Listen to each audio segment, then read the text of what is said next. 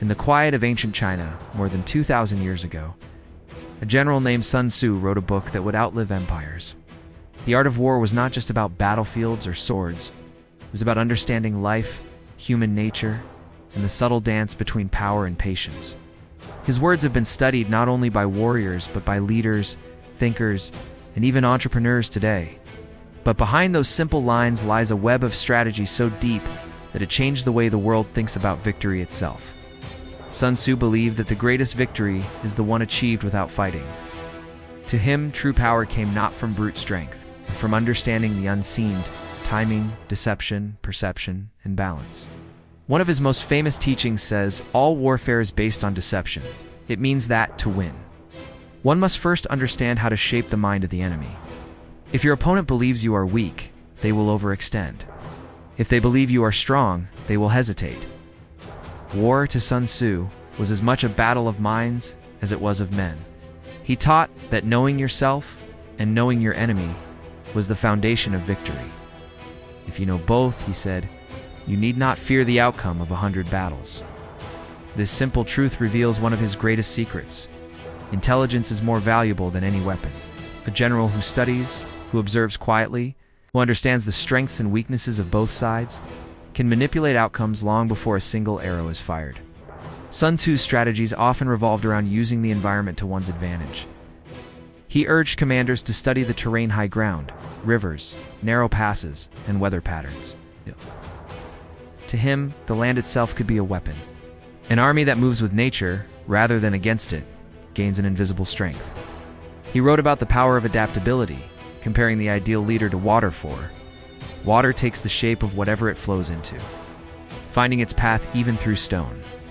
To win, one must be flexible, ever-changing, and never predictable. Another profound secret in the art of war lies in timing and patience. Sun Tzu warned against rushing into battle when emotions are high or conditions are uncertain. He saw impulsiveness as a disease of leadership. The wise commander waits for the precise moment when the enemy exposes a weakness and then strikes with precision. Like the archer who holds his breath before releasing the arrow, the true master of war moves only when everything is aligned. He also believed in psychological warfare, long before the term existed. Breaking the enemy's spirit was more efficient than breaking their bodies. If you could create doubt, confusion, or fear in their minds, you could win before the fight even began. He wrote about using silence, false retreats, and strategic weakness as tools to lure opponents into traps. Sun Tzu's armies would sometimes appear disorganized or frightened, only to ambush those who underestimated them. To him, chaos was not disordered. It was a mask worn with purpose. Sun Tzu also understood the importance of unity and morale within one's own ranks. An army without trust in its leader is already defeated. He advised generals to treat their soldiers as their own children, to lead not through fear, but through respect and wisdom. When soldiers believe in their leader, they will fight not out of obligation, but out of loyalty. He saw leadership as a sacred duty, a balance between strength and compassion. One of his most fascinating principles is the idea of winning through foresight, not reaction. Every action on the battlefield should already be anticipated before it happens. The wise general doesn't simply respond, he orchestrates. Sun Tzu said, "Victorious warriors win first and then go to war, while defeated warriors go to war first and then seek to win." That means every victory begins in the mind, not in the field. Planning, patience, and foresight were his weapons of choice. In the art of war, even retreat is not failure. To withdraw is to preserve energy, to reposition for a stronger strike later. To Sun Tzu, every loss could become a setup for victory if one learns to see beyond the moment. He viewed defeat not as shame, but as information. Every battle, won or lost, revealed something about human nature.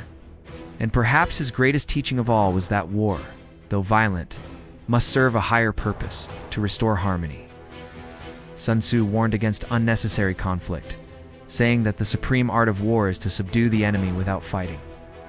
War was never to be sought for glory, revenge, or pride, but to bring balance where chaos had taken root. His vision of warfare was ultimately one of peace through wisdom of conquering, not to destroy, but to end suffering. When we read The Art of War today, we see more than an ancient military manual. we see a map of life itself. His lessons apply not only to armies, but to anyone navigating challenge, competition, or uncertainty, whether in business, relationships, or personal growth. Sun Tzu's wisdom teaches that strength without awareness is blindness, and power without purpose is hollow.